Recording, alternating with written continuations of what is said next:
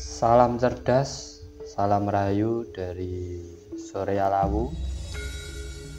Sebelumnya saya ucapkan terima kasih kepada teman-teman semua yang masih semangat mensupport, mendukung Surya Lawu channel. Terima kasih banyak, semoga teman-teman semua dan subscriber semua selalu dalam kesehatan, kelancaran, kesuksesan, dan keberkahan Tuhan Yang Maha Kuasa. Dalam video ini saya ingin mengisahkan kisah nyata dan juga sebagai bahan referensi ataupun edukasi untuk teman-teman semua, agar teman-teman semua di dalam masuk ke sebuah ataupun tempat yang kita anggap angker atau wingit, kita tidak asal ngomong dan kita mempunyai tujuan yang baik dalam kita datang ke tempat tersebut. Oke, dari teman-teman kita akan mulai, kita akan pisahkan. Kisah ini adalah kisah real, kisah nyata saya alami sendiri dan berserta teman-teman saya dalam masuk Alas Purwo Banyuwangi. Sebelumnya jangan lupa like, subscribe, dan share-nya bila video ini sangat berkesan di hati sampean semuanya. Kita awali ceritanya, yaitu kita bersama-sama dari Karanganyar ke Alas Purwo.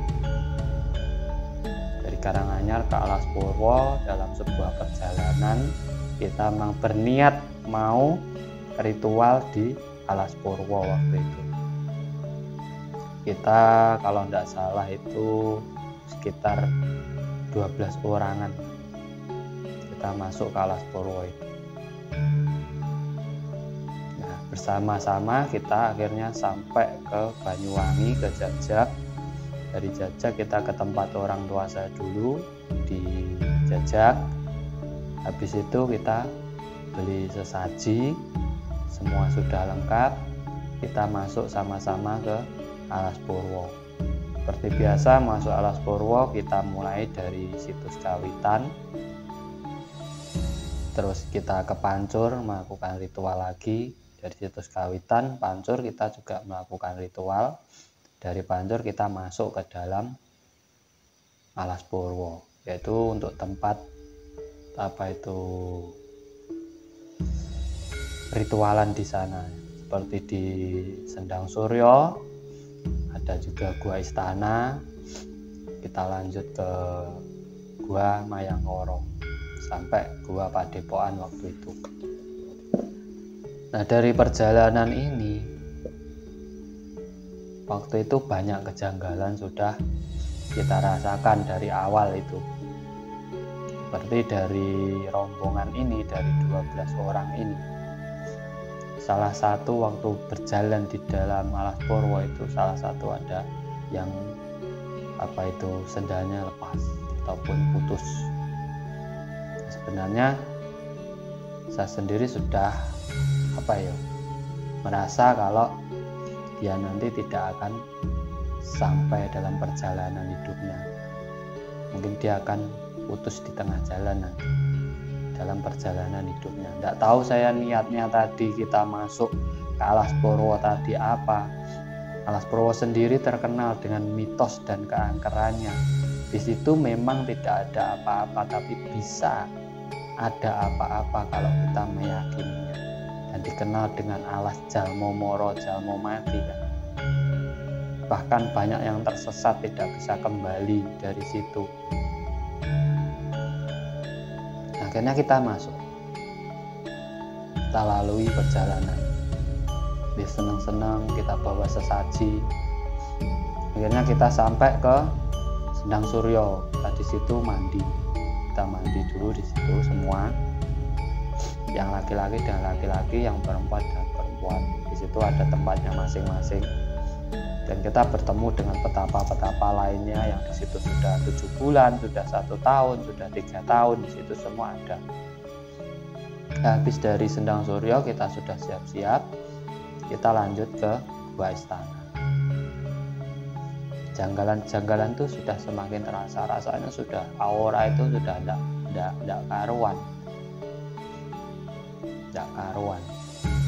Kita tidak tahu niat satu orang kan orang lainnya ini, kita tidak tahu niatnya apa. Karena saya sendiri sebagai pemimpin di situ juga tidak menanyakan, kan kita tidak mungkin nanya tujuannya ke situ apa-apa. Cuma tujuan kita kan ke situ mau silaturahmi, mau memberikan rasa syukur kita ke Alas Purwo gitu kan. Kita mau memberikan sesaji ke situ kan. Nah, akhirnya kita lanjutkan terus. Dalam perjalanan itu tadi yang saya ngomongkan tadi, ada salah satu sendal dia itu ada yang lepas. Waktu itu dibarengi dengan hujan, jadi kita berbaris gitu jalannya. Nah, oleh ibu saya, karena ibu saya itu sepuhnya di situ, yang memimpin acara ritual itu adalah ibu saya sendiri, ibu angkat itu. Nah, itu akhirnya sandalnya itu suruh buang, tapi tidak saya buang, saya harus bawa kembali sampai Karanganyar. Walaupun putus, saya harus bawa pulang, jangan sampai saya tinggal di dalam Alas Purwo. Ibu saya pun mengingatkan, kenapa ini harus sampai lagi ke rumah, tidak bisa kalau saya tinggal di sini. Nah, akhirnya apa? Kita lanjutkan. Dia tidak memakai sendalnya saya bawa karena putus tadi. Terus kita berjalan sampai ke Gua Mayangkoro. Nah, di situ kita mengadakan ritual lagi. Wah, auranya sudah bertambah tidak karuan. Sampai Gua Mayangkoro terjadi banyak keanehan. Saya baru dengar sebesar hidup saya sampai sekarang itu tokek itu bunyi sampai 32 kali. Itu saya alami, saya hitung memang sengaja di situ. Itu saya benar-benar mendengar, dan semua orang menghitung sampai 32 kali. Karena kita ngobrol-ngobrol di situ habis ritual. Kita ngobrol dengan apa itu yang kita rasakan masing-masing di situ kan, kita ngobrol. Jam 12 malam kita turun. Di saat kita turun, di tengah jalan itu saya metik bunga bambu. Saya metik bunga bambu. Waktu itu tangan saya gini gitu, ada bambu yang mendoyong gini ke tangan saya gini. Di situ ternyata ada bunga bambu, saya petik, saya bawa. Saat saya membawa bunga ini juga aneh juga, itu ada ular mengikuti saya. Jadi saya berjalan keluar lewat jalan itu, ular itu terus mengikuti samping saya. Anehnya ular ini separuh dia ular ular weling yang hitam putih itu. Nah, separuh itu cuma hitam saja, jadi separuh. Ini real, semua orang melihat. Terus dia ngikuti terus perjalanan saya sampai keluar. Pas di gerbang depan mau keluar dari jembatan pertama itu, dia hilang. Nah, dari situ ada apa ini? Ini mau ada apa ini? Akhirnya ibu saya menyuruh saya rendaman lagi di Pancur. Akhirnya saya berendam di Pancur itu 3 jam. Pakai mori, saya berendam malam itu sampai Pancur itu jam 1 kalau salah. Sampai mau subuh. Di situ saya rasakan sudah tidak enak orang. Sudah tidak enak. Akhirnya saya pagi mengajak ibu saya pulang. Balik aja lah. Ini rasanya sudah tidak enak. Kita balik dari rumah kita kan biasa masuk kita mengadakan ritual selamatan, kalau pulang kita juga mengadakan ritual lagi selamatan. Waktu terakhir kita mengadakan ritual kan saya pesan sama dia itu buatnya panggang itu 3 sama ibu saya itu. Panggang itu 3 karena ada 3 orang di situ ahli spiritual yang mau ikut masuk Alas Purwo. Jadi untuk minta izinnya masuk ke Alas Purwo. Saat ibu saya bikin 3 panggang ini, anehnya ini yang satu ini bukan dipanggang, yang satu ini sudah diputus-putus gitu. Kayak kalau orang Jawa itu dikerawu, sudah dicampur putus, tidak jadi panggang lagi. Di sini ibu saya menasihati saya, ini nanti salah satu orang, ini nanti ada yang umurnya tidak panjang. Saya baru teringat, waktu di Pancur ada salah satu anak buah saya itu ngomong ke saya, mulai hari ini saya bersumpah, saya berjanji tidak akan berbuat jahat lagi kepada orang. Saya ngomong ke dia, ini hutan angker, ini tempat angker, kamu tidak boleh sembarangan ngomong di sini, apalagi mengucapkan sumpah janji. Karena apa? Semua makhluk yang ada di sini itu bisa mendengar omongan. Angin bisa membunuhmu, pohon bisa membunuhmu, air juga bisa membunuhmu. Semua makhluk hidup yang mendengarmu ini bisa membunuhmu, dan dia menyaksikan sumpah janji ini. Iya, saya sudah siap, dia bilang.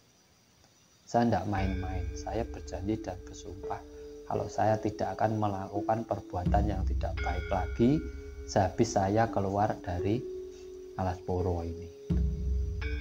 Akhirnya ya saya, kalau dia memang sungguh-sungguh kan tidak apa-apa. Memang kenal saya, dia itu orangnya juga gimana ya, nggak sebaik yang kita pikirkan. Nah, yo baik orangnya, suka menolong, cuma ada sisi tidak baiknya, tidak bisa saya sebutkan. Nah, akhirnya dari itu tadi saya ngingat, wah ini saya bilang. Nah, yang satu ini ternyata yang diputus-putus panggangnya ini itu punyaan yang mengucapkan sumpah tadi. Saya malah tidak tenang, wah bahaya ini, berarti dia nanti pasti melanggar sumpah. Dari kejadian ini akhirnya sudah, ibu saya sudah ngomong ke saya, ini memang sudah mungkin kodratnya harus seperti ini, dia bilang. Karena semua ini tidak disengaja dibikin seperti ini. Ini mungkin pertanda alam kepada kita. Akhirnya kita pulang kembali ke Karanganyar. Dari Alas Purwo tadi kita mampir ke Kediri, ke Mandanu, kita mampir ke Sri Aji Joyoboyo, kita mampir ke Prabu Anom, terus kita lanjut ke Kelampis Ireng. Di Kelampis Ireng ini juga saya sampai Kelampis Ireng itu jam 2:30 pagi, hanya keliling-keliling muteri Kelampis Ireng, itu tidak bisa masuk mobil itu. Ini aneh juga, padahal kita ini sudah melewati Kelampis Ireng tapi tidak kelihatan, kita cuma muter gitu aja. Jam 6 pagi baru kelihatan, kita baru ternyata apa, di samping kita Kelampis Ireng. Ternyata Kelampis Ireng itu di sampingnya kita, tidak jauh dari kita muter-muter ini tadi. Akhirnya kita masuk, terus kita kembali ke Karang. Dari Karanganyar ini ternyata benar teman saya yang satu yang mengucapkan janji dan sumpah di dalam Alas Purwo ini tadi. Saya dengar-dengar cerita dia melanggar janji dan sumpahnya. Saya datangi dia. Saya ngomong simpel ke dia.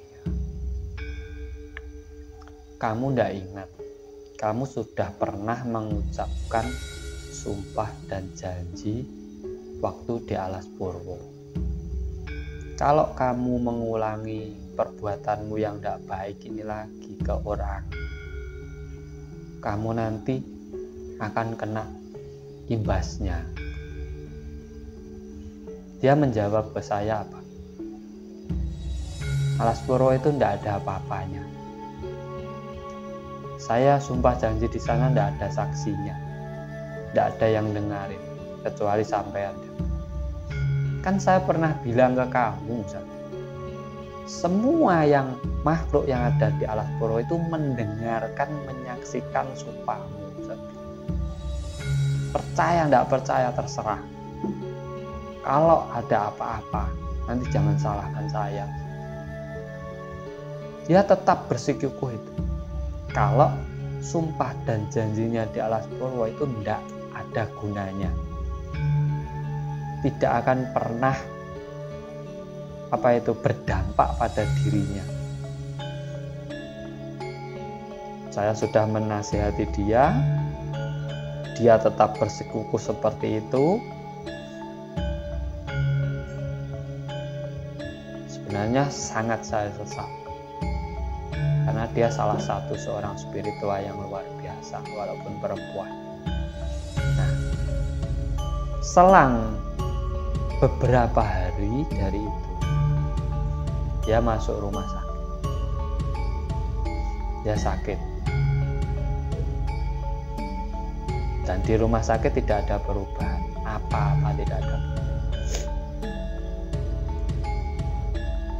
Akhirnya saya datang, saya bawa sesuatu, saya suruh minum dia. Saya cuma ngomong, kamu minta maaf. Alas Purwo itu bukan tempat main-main. Di sana seluruh leluhur itu ada. Dari zaman kerajaan apa, semua di sana ada. Kamu tidak bisa main-main di sana. Kalau kamu mau, kalau memang kamu benar-benar menyesali apa yang kamu lakukan kemarin, kamu minum, kamu nanti sembuh. Dia minum. Benar kamu menyadari kamu salah. Ya, dia sembuh. Ulang lagi. Dan diulangi lagi ternyata. Diulangi lagi seperti itu tadi. Mengganggu hidup orang lain. Masuk rumah sakit lagi.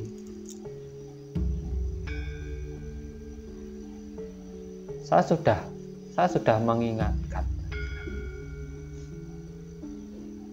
Tapi kalau itu memang pilihannya, ya mungkin itu memang takdirnya.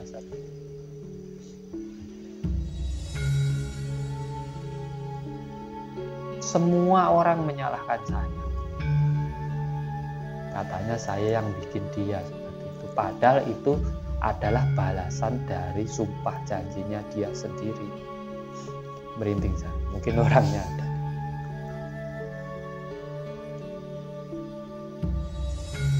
Tiga 30 hari sebelum dia meninggal, ibunya telepon ke saya. Saya disuruh ke rumahnya. Saya akhirnya datang ke situ.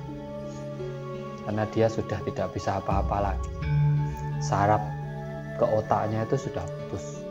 Dia hanya ngomong itu sudah tidak bisa. Umur dia 40 tahun, perempuan. Dia hanya ngigo kayak orang ngigo.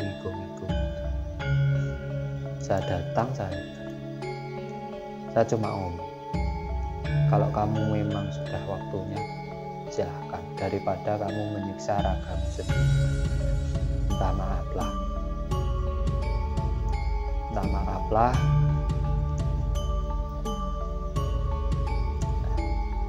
dan pergilah dengan tenang. Akhirnya apa? Akhirnya saya balik dari rumah. Saya tahu kalau dia mau menikah. Saya bacakan, saya tiupkan di dadanya, udah, kamu pergi dengan tenang. Saya pulang sampai rumah, HP tidak jauh dari saya. Saya sudah tahu kalau ini nanti ada kabar dia. Baru saya duduk di rumah, baru nyampe saya duduk, ada kabar dia sudah menikah. Saya cuma diem. Saya ngomong ke teman-teman saya yang lain, Alas Purwo itu hutan, hanya sekedar hutan, tidak ada apa-apanya, tapi jangan kamu buat main-main. Karena seluruh orang Jawa meyakini kalau tempat itu sangat angker. Bahkan ada yang meyakini di situ ada kerajaan jin terbesar tanah Jawa. Kamu tidak bisa main-main di sana. Ataupun ngomong seenakmu sendiri di sana. Karena apa? Yang mencipta di sana itu sebuah kankeran itu seluruh orang Jawa. Apalagi orang spiritual semua. Orang yang diberi kelebihan oleh Tuhan. Kamu tidak bisa main-main. Akibatnya seperti ini kalau kamu main. Semua orang diam. Akhirnya paginya itu kita ke rumahnya mengantar terakhir kali dia. Dan seluruh keluarganya minta maaf. Karena disangka itu saya yang membuat dia. Seluruh orang bukan hanya menyangka, seluruh orang itu menyangka saya yang bikin dia mati. Padahal kebenaran yang sebenar-benarnya, dia melanggar sumpah janjinya sendiri yang dia ucapkan walaupun tidak ada orang di situ, tapi seluruh makhluk yang ada di dalam Alas Purwo itu menjadi saksi ucapannya sendiri. Saya sengaja membuat video ini untuk teman-teman semua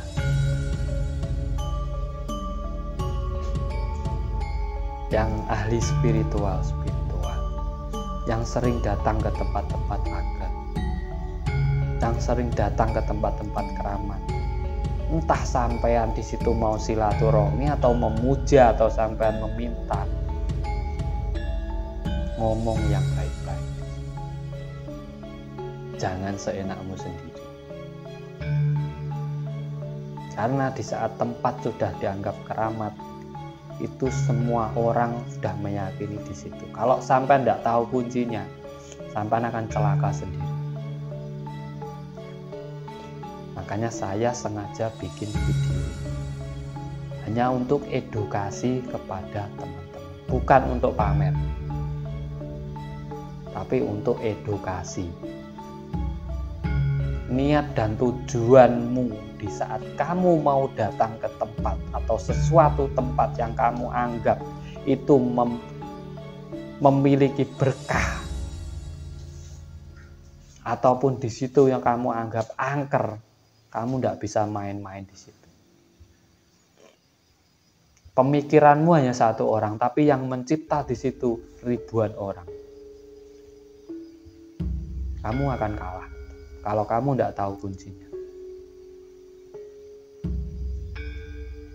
Walaupun sesakti-saktinya apa kamu akan kalah.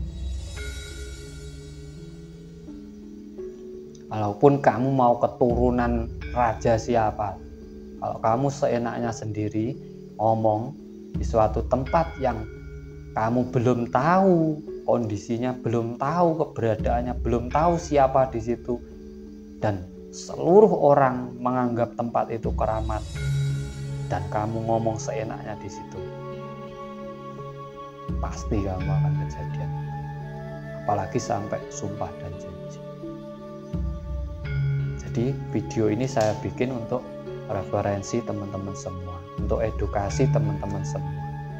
Sebelum kita masuk ke suatu tempat, ataupun sebelum kita mengucapkan sesuatu di suatu tempat, pikirkan baik-baik. Jangan mengikuti rasa sampean, otak dipakai. Walaupun sebenarnya di situ tidak ada apa-apa, tapi kalau otaknya tidak dipakai, hanya menuruti rasanya, bisa bikin celaka sendiri. Kalau sampai tidak tahu kuncinya, tidak usah sok berani di suatu tempat manapun. Kamu harus menghormati, karena di situ dihormati orang banyak, diyakini orang banyak. Ini hanya untuk referensi untuk teman-teman semuanya. Ini hanya cerita, tapi memang nyata adanya. Dan orang yang mengucapkan sumpah janji yang dia langgar sendiri tadi sudah pulang kepada Tuhan. Semoga diterima di sisinya, diberi kebahagiaan di sana.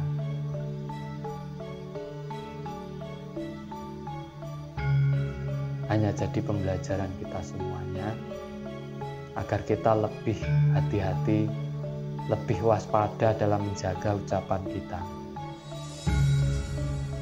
Agar kita selalu berpikir dulu sebelum ngomong.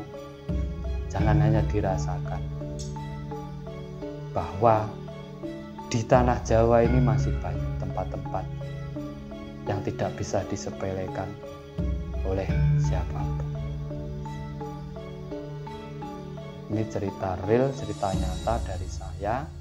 Semoga teman-teman ini bisa menjadi edukasi teman-teman semuanya, lebih menghargai budaya kita, lebih menghargai tempat-tempat bersejarah kita, lebih membangkitkan kembali budaya kita. Jawa itu punya sabdo. Kamu boleh tidak percaya, tapi kamu hidup di tanah Jawa. Percaya tidak percaya, kamu harus percaya. Karena apa? Yang mencipta seluruh orang Jawa, bukan kamu saja yang hidup di sini. Terserah kamu percaya enggak, ini Jawa. Kalau sampean tinggal di luar Jawa, terserah, percaya enggak apa-apa. Kalau kamu masih hidup di tanah Jawa, yuk kita ikut aturan orang Jawa. Gitu sebenarnya. Oke, kita sok enggak percaya, ya boleh dicoba. Boleh dicoba di sini, ini boleh dicoba, nggak apa-apa. Itu hanya untuk teman-teman, untuk referensi semuanya dari saya, Surya Lau. Mungkin ada kurang lebihnya, mungkin ada kata-kata saya yang kurang berkenan. Saya hanya memberi edukasi ke teman-teman semua tentang tata cara gimana kita datang ke tempat yang dianggap bersejarah, yang dianggap keramat, yang dianggap angker, yang diyakini seluruh orang. Di situ tempat yang luar biasa. Kita jaga tingkah laku, ucapan, dan tata krama kita dalam masuk ke tempat-tempat seperti itu. Kita hormati, karena yang hidup di dunia ini bukan manusia saja, masih ada makhluk yang lain. Terima kasih dari saya, Surya Lau. Jangan lupa like, share sebanyak-banyaknya bila video saya ini berkenan di hati sampean semuanya. Bila ada kata-kata saya yang kurang berkenan di hati sampean semuanya, saya mohon maaf yang sebesar-besarnya. Ini hanyalah sebuah kisah, sebuah perjalanan nyata saya ceritakan agar kita semua selalu berhati-hati di suatu tempat yang belum kita kenal, situasi kondisi di tempat tersebut. Terima kasih dari saya Surya Lawu. Salam cerdas. Rahayu, rahayu, rahayu.